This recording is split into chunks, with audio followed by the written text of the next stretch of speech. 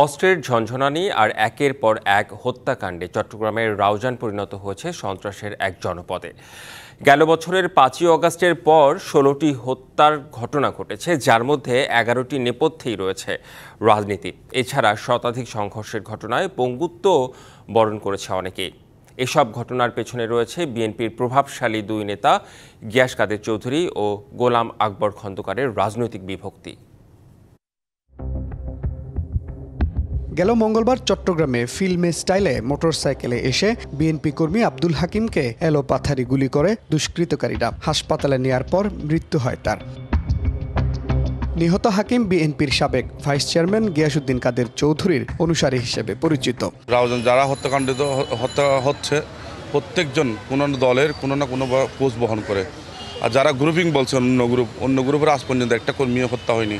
5ই আগস্টের পর থেকেই রাউজানের নিয়ন্ত্রণ নিয়ে বিএনপির দুই পক্ষের দ্বন্দ্ব চরমে। চলতি বছরের ২৪শে জানুয়ারি নামাজ পড়তে যাওয়ার সময় সন্ত্রাসীদের এলোপাতারি গুলিতে প্রাণ হারান ব্যবসায়ী জাহাঙ্গীর আলম। ১৯শে এপ্রিল প্রতিবেশীর বাড়িতে রাতের খাবার খাওয়ার সময় গুলি করে হত্যা করা হয় যুবদল কর্মী মানিক আবদুল্লাহকে।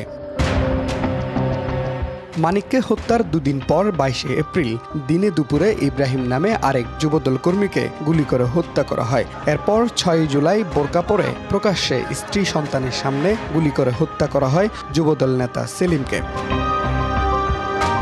সবশেষ গত ২৯শে জুলাই রাউজানে বিএনপির দুই পক্ষের সংঘর্ষের পর উত্তর জেলা বিএনপির কমিটি বিলুপ্ত করা হয়। এই কমিটির আহ্বায়ক ছিলেন গোলাম আকবর খন্দকার।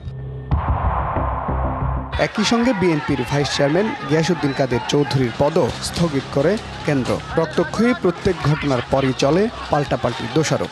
রায়হান, এই কামাল, এই ছোট এরা কে? এদের অতীত ফেসবুক ঘাটাঘাটি করেন, ফেসবুকের মধ্যে অস্ত্রসহ এই যে আওয়ামী লীগের সাথে আছে, এখন কার সাথে আছে রাজনীতি করে। আপনারা আওয়ামী লীগের এমপি, তথাকথিত এমপি বলবো, তার সঙ্গে এই যে ব্যক্তির নাম বলেছেন তার সঙ্গে সুসম্পর্ক, তারা মোটামুটি সুসম্পর্ক ছিল। আমার সঙ্গে তো সুসম্পর্ক ছিল না। কে আওয়ামী লীগের পৃষ্ঠপোষকতা করার যোগ্যতা রাখে? কালার এক্সপার্ট, জর্জ স্যাপ এবং মাইল্ড অন হ্যান্ডস টেকনোলজি সমৃদ্ধ অরিক্স ক্রিস্টাল ওয়াশ আপনার লন্ড্রি এক্সপার্ট।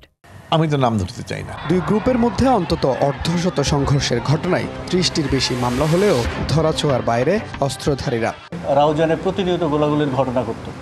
এখানে বিগত ৪ মাসে 2টি গুলির ঘটনা ঘটেছে। একটি হচ্ছে পূর্বশত্রুতার জের, আরেকটি হচ্ছে টার্গেট কিলিং। টার্গেট কিলিংগুলো বিশ্বের যে দেশই হোক না কেন এগুলো ফেরানো খুব কঠিন একটি বিষয়। টার্গেট কিলিং কিন্তু খুব সহসা ফেরানো যায় না। আর যে পূর্বশত্রুতার জের হিসেবে যেটা হয়েছে সেটাও তাৎক্ষণিকভাবে হয়েছে। রাউজানে হত্যাকাণ্ডে জড়িতরা এসব ঘটনার পর দুর্গম পাহাড়ে আশ্রয় নেয় তাদের গ্রেপ্তার কঠিন, এমন দাবি স্বরাষ্ট্র উপদেষ্টার।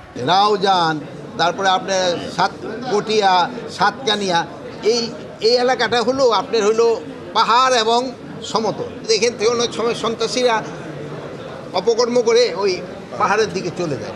রাউজানের রাজনৈতিক এমন খুনোখুনির ঘটনায় জড়িতদের অনেকে আইনের আওতায় না আসায় আতঙ্কে স্থানীয়রা।